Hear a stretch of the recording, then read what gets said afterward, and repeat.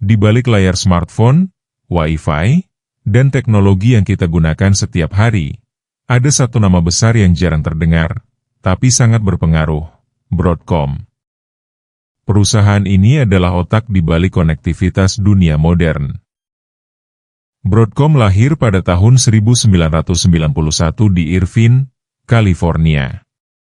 Sejak awal, perusahaan ini berfokus pada chip komunikasi, membangun teknologi yang memungkinkan perangkat saling terhubung. Dari langkah kecil itu, Broadcom berkembang pesat, memperluas jangkauan inovasinya, dan menjelma menjadi salah satu perusahaan semikonduktor terbesar di dunia. Tonggak penting terjadi pada tahun 2016, ketika Broadcom bergabung dengan Avago Technologies. Merger ini bukan sekadar penyatuan dua perusahaan, melainkan lompatan besar yang mengukuhkan posisi Broadcom sebagai raksasa global di industri semikonduktor. Perjalanan panjang ini menunjukkan bagaimana visi besar, inovasi, dan strategi berani mampu mengubah sebuah perusahaan kecil menjadi pemain utama yang mendefinisikan masa depan teknologi. Perjalanan Broadcom tidak hanya ditentukan oleh inovasi chip, tetapi juga oleh strategi akuisisi besar yang memperluas cakupan bisnisnya. Tonggak pertama terjadi pada tahun 2016, ketika Broadcom bergabung dengan Avago Technologies. Merger ini mengubah Broadcom menjadi kekuatan global di industri semikonduktor.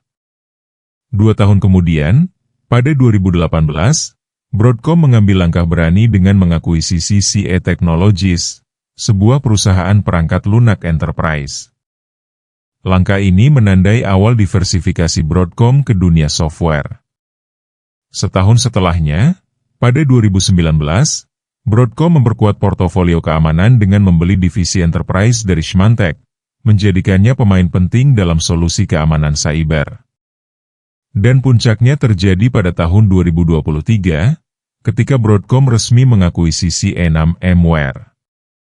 Dengan akuisisi ini, Broadcom tidak lagi hanya dikenal sebagai raksasa semikonduktor, tetapi juga sebagai kekuatan besar di bidang virtualisasi dan cloud computing.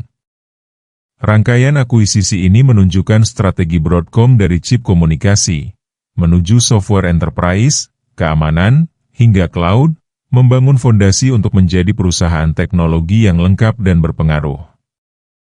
Broadcom dikenal sebagai salah satu pemasok chip semikonduktor paling vital di dunia. Teknologi mereka hadir di berbagai lini, mulai dari chip komunikasi data, Wi-Fi, hingga Bluetooth, membuat perangkat kita bisa terhubung dengan cepat dan stabil. Tidak berhenti di sana, Broadcom juga menyediakan solusi untuk data center, cloud, dan jaringan telekomunikasi. Chip mereka menjadi tulang punggung infrastruktur digital, memastikan miliaran data dapat mengalir tanpa henti di seluruh dunia. Dan yang paling dekat dengan kehidupan sehari-hari, Broadcom ada di smartphone, router, hingga perangkat IoT. Jadi, setiap kali kita membuka aplikasi, menonton video, atau menghubungkan perangkat pintar, kemungkinan besar ada teknologi Broadcom yang bekerja di balik layar. Di panggung industri semikonduktor global, Broadcom berdiri sebagai salah satu pemasok chip utama. Perusahaan ini bukan sekadar pemain, melainkan pilar penting yang menopang ekosistem teknologi modern. Dalam persaingan ketat, Broadcom berhadapan dengan nama besar seperti Qualcomm, Intel, dan Nvidia.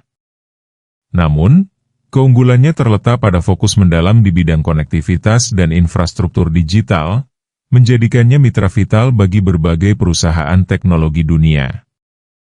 Lebih jauh lagi, Broadcom berperan dalam mendukung perkembangan teknologi masa depan, dari kecerdasan buatan yang membutuhkan aliran data super cepat, jaringan 5G yang menghubungkan miliaran perangkat, hingga cloud computing yang menjadi tulang punggung layanan digital.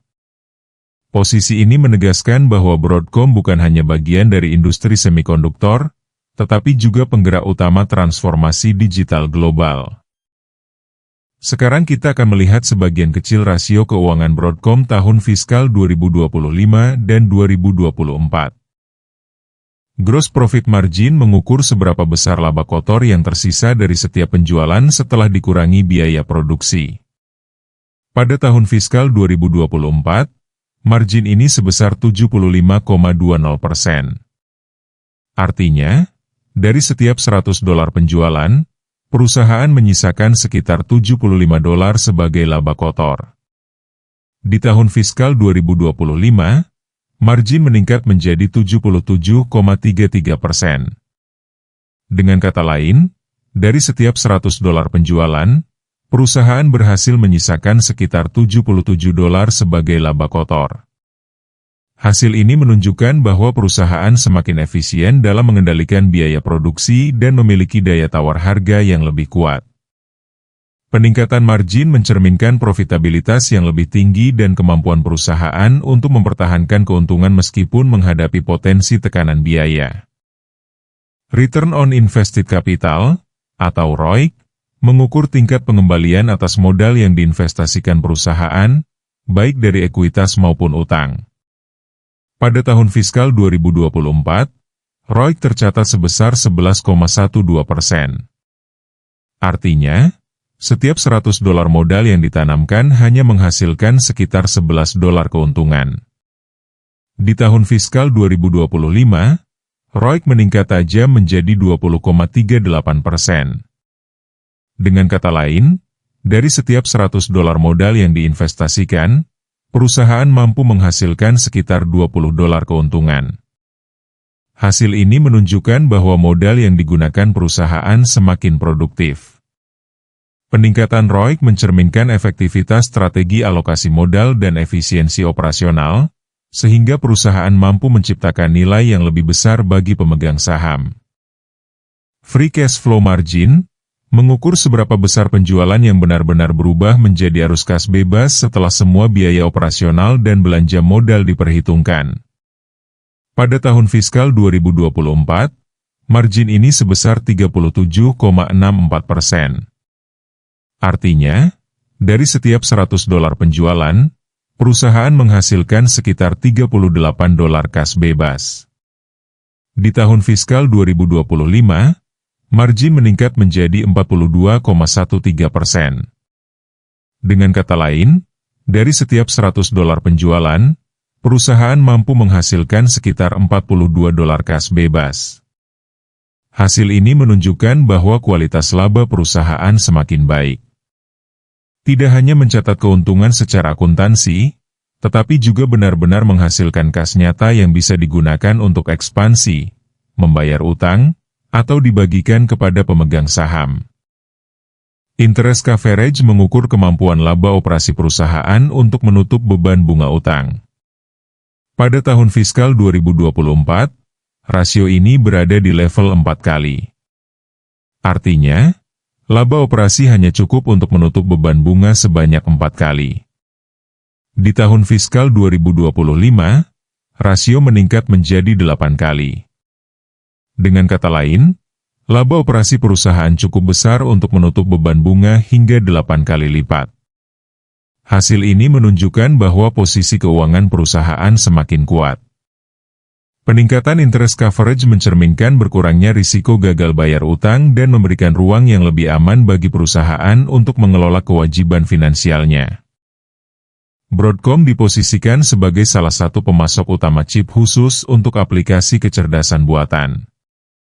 Permintaan dari perusahaan besar seperti Google dan OpenAI diperkirakan akan terus meningkat seiring peluncuran produk AI generasi baru, misalnya Gemini 3 dari Google. Hal ini menjadi katalis utama karena pasar AI sedang mengalami ekspansi pesat. Laporan pasar menyebutkan adanya pesanan chip senilai lebih dari $10 miliar yang akan menopang pendapatan Broadcom di tahun-tahun mendatang. Lonjakan pesanan ini memperlihatkan kepercayaan besar dari pelanggan korporasi terhadap kemampuan Broadcom dalam memenuhi kebutuhan komputasi skala besar. Beberapa lembaga keuangan besar, termasuk Goldman Sachs, telah menaikkan target harga saham AVGO. Hal ini mencerminkan keyakinan pasar bahwa pertumbuhan pendapatan dari segmen AI akan berlanjut dan memperkuat valuasi perusahaan. Menurut laporan kredit Side, bagian dari Fitch Ratings, proyeksi belanja teknologi global yang terus meningkat menjadi katalis tambahan. Perusahaan-perusahaan besar diperkirakan akan meningkatkan investasi di infrastruktur AI dan cloud, yang secara langsung menguntungkan Broadcom sebagai pemasok chip. Pertumbuhan Broadcom saat ini sangat bergantung pada permintaan chip AI. Jika tren AI melambat, atau jika pelanggan besar seperti Google dan OpenAI mengurangi pesanan, maka pendapatan Broadcom bisa tertekan. Ketergantungan pada satu katalis industri membuat risiko lebih besar. Sebagai perusahaan semikonduktor global, Broadcom menghadapi risiko dari ketegangan geopolitik, terutama terkait hubungan Amerika-China dan regulasi ekspor chip. Gangguan rantai pasok atau pembatasan perdagangan dapat menghambat produksi dan distribusi. Broadcom dikenal agresif melakukan akuisisi untuk memperluas bisnis, termasuk di sektor software. Namun, integrasi akuisisi besar selalu membawa risiko, baik dari sisi budaya perusahaan, operasional, maupun regulasi. Jika integrasi tidak berjalan mulus, hal ini bisa menekan profitabilitas dan menimbulkan ketidakpastian. Sekarang kita melihat valuasi saham Broadcom di mana fair value-nya berada di kisaran $246,19. Kalau kita melihat fair value Broadcom di $246,19, angka ini sangat jauh dari harga penutupan saham pada perdagangan 18 Februari 2026, sehingga ada kecenderungan harga saham Broadcom ini bermain di area overvalue. Tekanan besar yang terjadi pada sektor teknologi kurang berdampak signifikan bagi saham Broadcom, karena bisnis Broadcom sendiri sebenarnya terdiversifikasi dan tidak fokus ke sektor tertentu. Dari sisi beta Broadcom relatif lebih rendah dibandingkan dengan Nvidia dan AMD. Jika Anda ada saran tentang saham apa yang akan dibahas, tulis di kolom komentar. Jangan lupa like dan subscribe. Terima kasih sudah menonton.